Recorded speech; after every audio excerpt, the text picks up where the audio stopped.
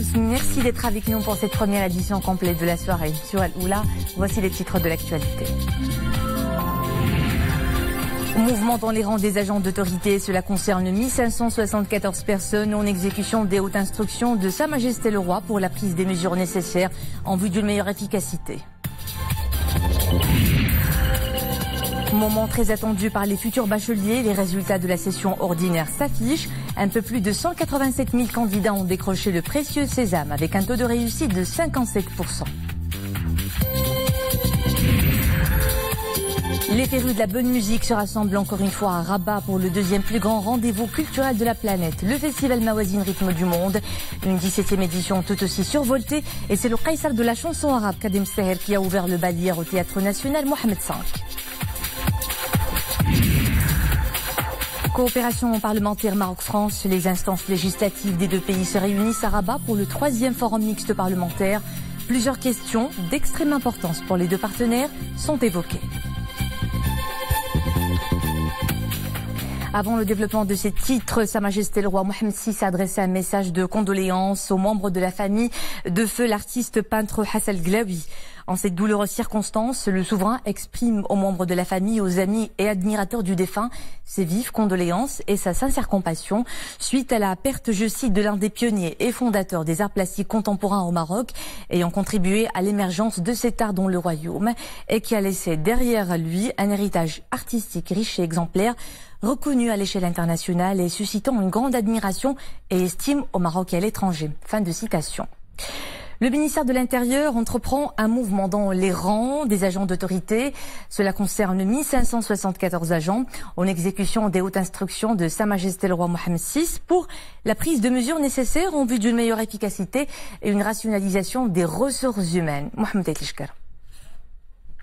Le mouvement a concerné 38% de l'ensemble des membres du corps des agents d'autorité exerçant au sein de l'administration territoriale ayant passé 4 ans ou plus dans le même poste. Ce mouvement, souligne le ministère de l'Intérieur dans son communiqué, a pour objectif de procéder à un redéploiement partiel permettant une adéquation des postes avec les compétences, de pourvoir les postes vacants suite à des départs à la retraite et de répondre aux requêtes à caractère social et de santé formulées par des agents d'autorité. Le mouvement a connu la promotion à des grades supérieurs d'agents d'autorité ayant répondu aux conditions requises, et ce après des entretiens oraux supervisés par des commissions composées de wali et de gouverneurs. Et cette procédure retenue, dont la promotion a été appliquée pour la première fois, est généralisée à l'ensemble des promotions à des grades supérieurs, secrétaire général, pacha, chef de cercle, chef de district et caïd. Une procédure qui sera retenue comme règle dans la nomination à des postes de responsabilité au sein de ce corps. Les résultats de ces entretiens ont donné lieu à la promotion à des grades supérieurs de 212 agents d'autorité, dont la promotion de 22 pachas, chefs de cercle et chefs de district au grade de secrétaire général, la promotion de 163 caïds au grade de pacha, chef de cercle et chef de district, et la promotion de 27 califats de caïds au grade de caïd. Ce mouvement a permis également d'enrichir l'administration territoriale de nouveaux cadres lauréats de l'Institut royal de l'administration territoriale et dont le nombre atteint 114 lauréates et lauréats, poursuit le communiqué. Et en application du principe de reddition des comptes à l'encontre de quiconque aura failli dans l'exercice de son devoir et de ses responsabilités professionnelles, le ministère de l'Intérieur, conscient que la mise en œuvre de ce principe constitue la meilleure illustration de l'équité dans les droits et les devoirs entre responsables et citoyens, a présenté 110 agents d'autorité devant les conseils de discipline compétents et différentes sanctions disciplinaires ont été prises à leur encontre. Ainsi, 25 agents d'autorité ont été révoqués, dont un wali et 5 gouverneurs. 21 agents d'autorité ont été relevés de leurs fonctions, dont un gouverneur. 29 agents d'autorité ont été rétrogradés. 21 agents d'autorité ont reçu un blâme et 14 autres un avertissement. Le ministère de l'Intérieur œuvrera continuellement, à la lumière des hautes instructions royales, à la consécration d'une approche efficiente dans la gestion de ses ressources humaines. Une approche fondée sur le respect strict des critères de compétence, de mérite et d'égalité des chances dans la nomination au poste de responsabilité, tout en la liant à tous les niveaux à la mise en œuvre des mécanismes de reddition des comptes. L'objectif suprême étant l'excellence de l'action de l'administration territoriale, conformément à une dynamique positive qui place l'administration au service des citoyens pour accompagner leurs demandes et veiller à leurs intérêts, comme Sa Majesté le roi Mohammed VI, que Dieu l'assiste, n'a eu de cesse de souligner à différentes occasions. Laquelle dynamique constitue le moyen efficient pour la consolidation de la bonne gouvernance territoriale, conclut le communiqué du ministère de l'Intérieur. Le public de Mawazine est au rendez-vous dès ce soir pour une 17e édition proposant un gotha de grandes figures de la musique mondiale, de différents styles et genres musicaux, de l'occidental à l'oriental, en passant par les rythmes marocains et africains. Une grande fête de la musique encore plus cosmopolite avec la présence d'artistes de toutes les influences. Pour en parler justement, on retrouve en direct depuis le Théâtre National Mohammed V le violoniste espagnol d'origine arménienne, Aram Malikian. Aram Malikian, bonsoir, merci d'être avec nous. Enchanté d'être ici, merci beaucoup. Dans quelques instants, vous donnez un concert dans ce haut lieu de la culture qui est le Théâtre National Mohammed V à Rabat.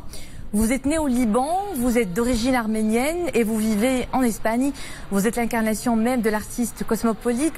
Comment autant d'influences ont-elles forgé votre musique ?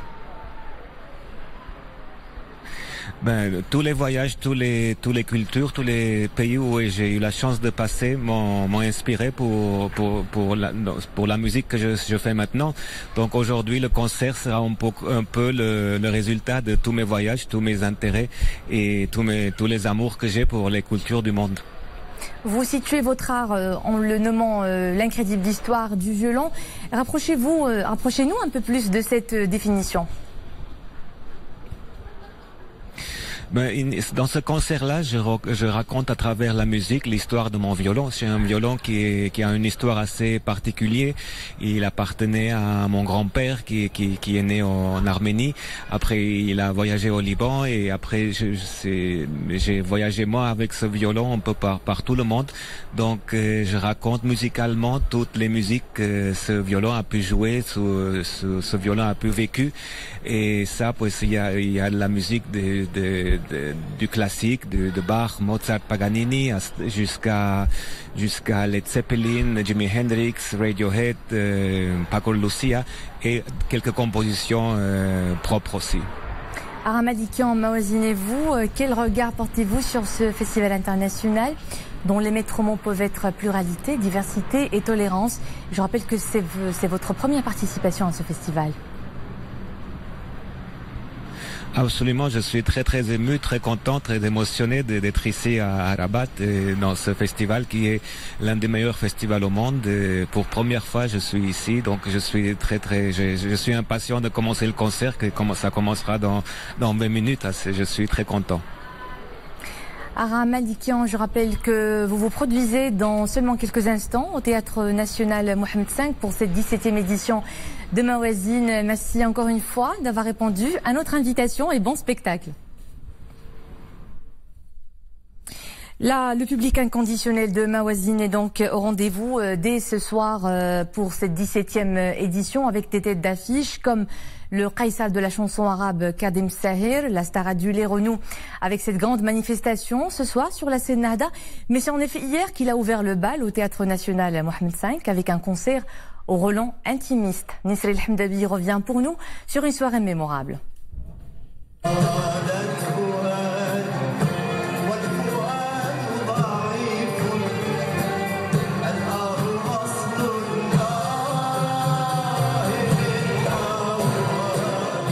Pour l'ouverture de la grande messe musicale Mawazine Rythme du Monde, rien de mieux que le César de la chanson arabe Kadem Sahir.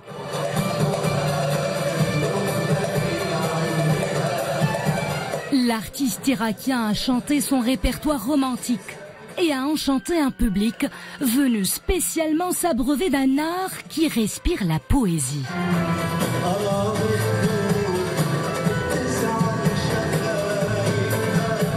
Je suis enthousiaste à l'idée d'être au cœur de Mawazine, un festival qui nous permet d'assister à des concerts de grands artistes. Ce festival contribue au rayonnement de notre pays à l'échelle internationale.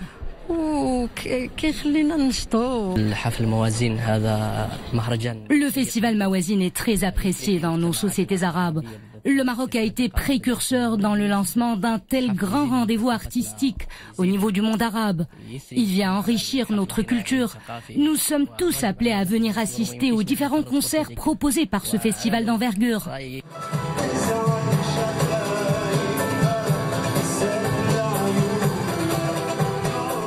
Kadem Sahir a plus de 100 millions d'albums vendus dans le monde. L'artiste est un habitué de Mawazine. Il se produit pour la 3e fois dans ce festival et à chaque soirée, il fait salle comble au théâtre Mohamed V de Rabat.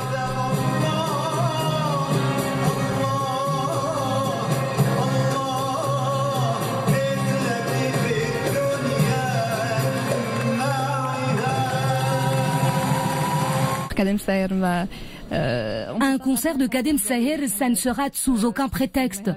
Surtout quand ça intervient dans le cadre d'un grand festival comme Mawazine. Ça sera certainement une belle soirée. L'art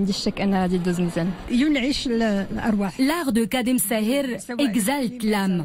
Les paroles de ses chansons et sa voix nous bercent et nous font voyager très loin.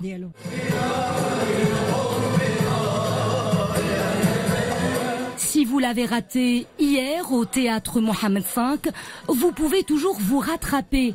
Le César de la chanson arabe se produira également ce soir sur la scène Nahda à Rabat.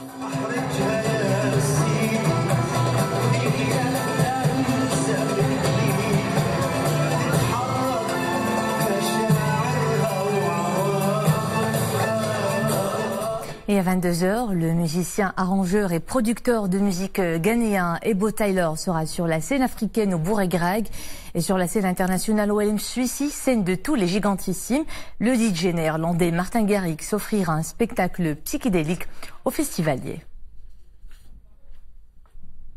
Le verdict est tombé pour des dizaines de milliers de bacheliers. Les résultats de la session ordinaire ont été annoncés. Selon le ministère de l'Éducation nationale, le taux de réussite est de 57%. C'est une hausse de 7% par rapport à l'année dernière. Et ce sont au total 187 138 bacheliers qui ont obtenu le précieux sésame. Plus de 55% d'entre eux sont des filles. Le reportage à Témaraïsini, Zakia Belkas et Mohamed Lishkar. Minuit passé, Salim, en compagnie de son père, multiplie les tentatives de connexion au site du ministère de l'Éducation nationale.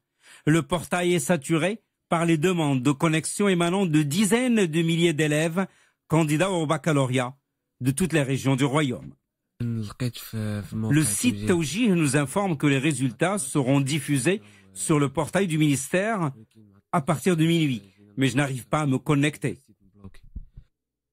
3 heures plus tard, une énième tentative. Salim est enfin connecté. Son nom s'affiche, ainsi que la note obtenue aux examens du baccalauréat sciences physiques, option française.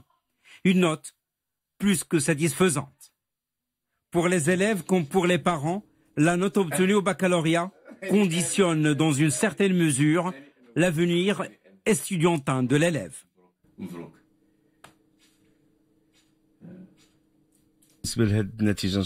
La mention très bien lui ouvrira les portes des grandes écoles, si Dieu le veut.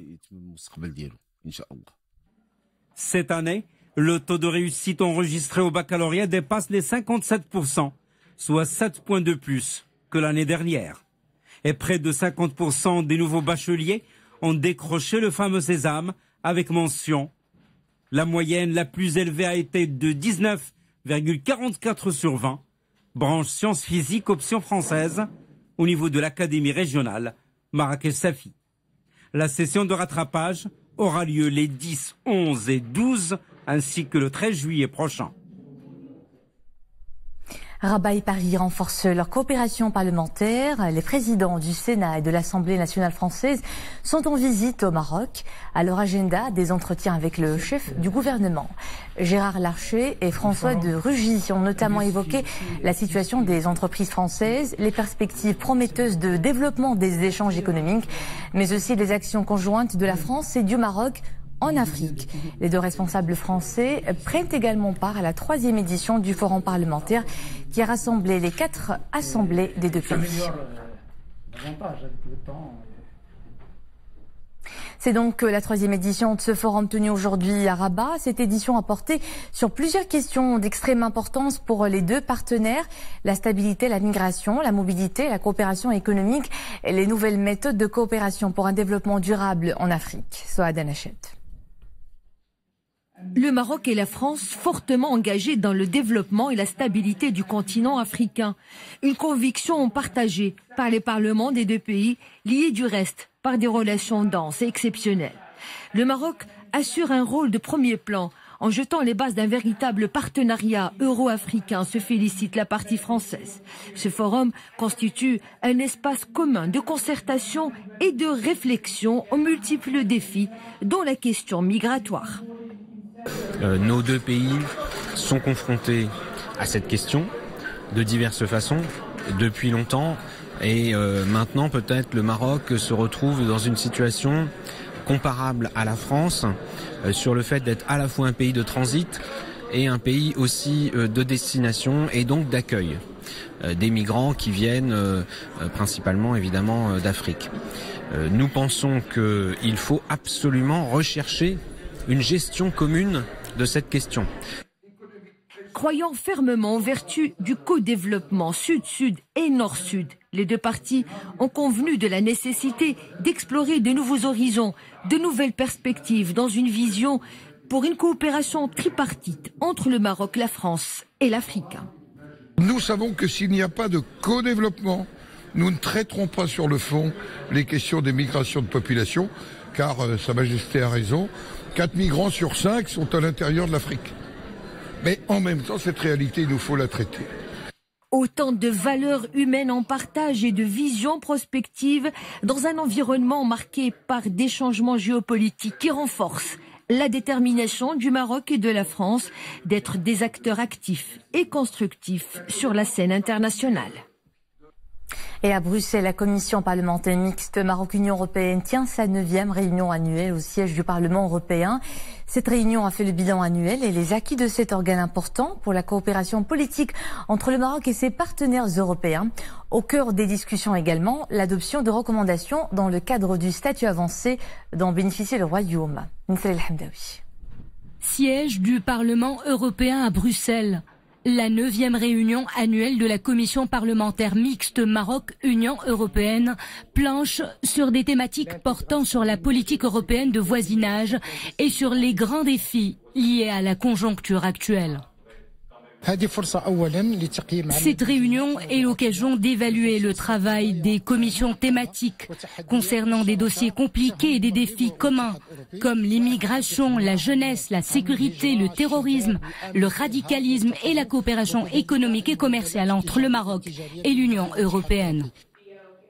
Dans le cadre du statut avancé dont bénéficie le Royaume auprès de l'Union des 27, les membres de la commission parlementaire mixte manifestent leur engagement pour la consolidation de leurs relations bilatérales. Je pense que le travail qu'on a fait, au moins, et c'est pour cela que je me réjouis, parce que sinon on serait vraiment pas optimiste du tout, ça a aidé au moins à faire plus visible où sont les points de vue, les points forts, les avancées, les efforts que le Maroc a fait. La dimension africaine est omniprésente dans cette réunion. L'heure est au renforcement de la coopération tripartite Europe, Maroc, Afrique. Notre souhait est que le Maroc entre dans la CEDEAO et entre la tête haute. Parce que nous avons besoin, autant nous avons besoin du Maroc, le Maroc a besoin aussi de nous les Africains. Les Les membres de la commission mixte Maroc-Union européenne ont adopté des recommandations devant contribuer notamment au raffermissement de la coopération et de la solidarité avec l'Europe.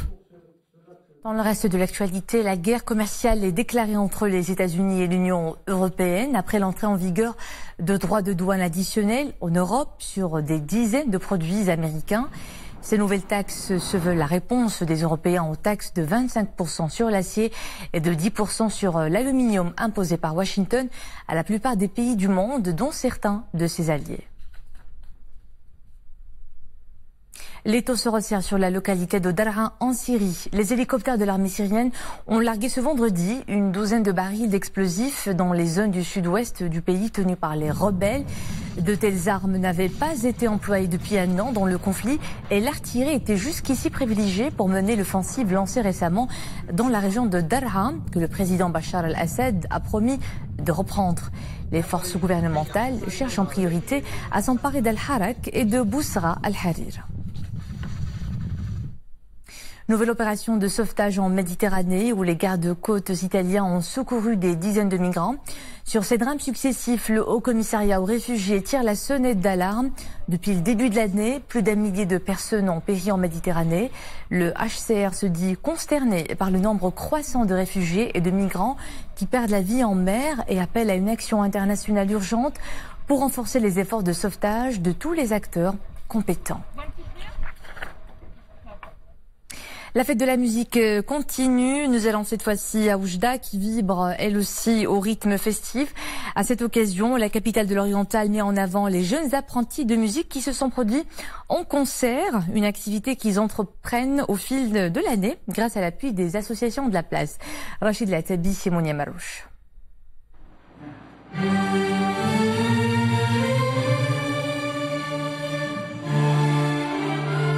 À les entendre, à les voir jouer, on peine à croire qu'ils sont si jeunes.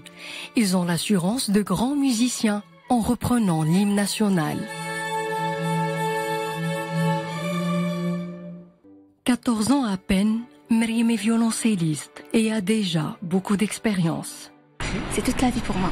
Elle a une très grande partie dans ma vie. Je passe tout mon temps à la musique. Je passe la plupart du temps ici, à la Cicada. Et voilà. La personnalité de la personne, elle se voit à travers son jeu. S'il est timide, le jeu est timide. S'il est ouvert, le jeu aussi. Loubna, quant à elle, a commencé le piano à l'association Cicada pour jouer de la musique classique, son style préféré. Je fais de la musique depuis 1 an. Je suis très contente de faire de la musique ici. C'est une occasion pour moi d'apprendre du piano. Ça m'aide à m'occuper durant mon temps libre. Ces élèves sont là pour progresser. Leurs professeurs les invitent à monter sur scène. Plusieurs projets culturels sont à l'horizon. Nous avons préparé 3 grands projets. Le premier est la constitution la formation d'un orchestre des petites mains symphoniques. Ce projet, c'est constitution d'une chorale professionnelle qui rassemble des jeunes de la région de l'Oriental et qui leur permet de se manifester dans des différents événements de la ville. Transmettre le plaisir de jouer ensemble, c'est le premier objectif de ce conservatoire. Chaque année, il organise plusieurs concerts. Et c'est la note de fin de cette édition. Merci de rester en notre compagnie. À 21h, c'est Nadia El Moden que vous retrouvez pour une nouvelle édition complète de la soirée. Bonne soirée à tous.